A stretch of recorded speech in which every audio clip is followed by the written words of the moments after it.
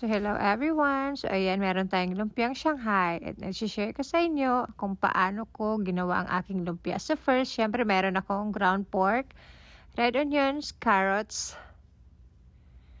celery, at naglagay din ako ng bell pepper. So, ayan, haluin lang natin siya ng mabuti. So, ayan, gumamit na ako guys ng gloves kasi mas mabilis siyang haluin. Nag-add din ako ng 2 itlog. And syempre ang cheese. Chicken powder, garlic powder, black pepper, garlic salt. So, ayan, haluin ulit. So, ayan, mag-wrapping na tayo. So, ganyan lang kasimple.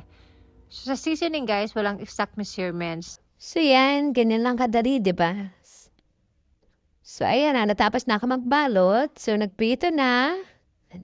Yan ang aking ginawang lumpiang Shanghai.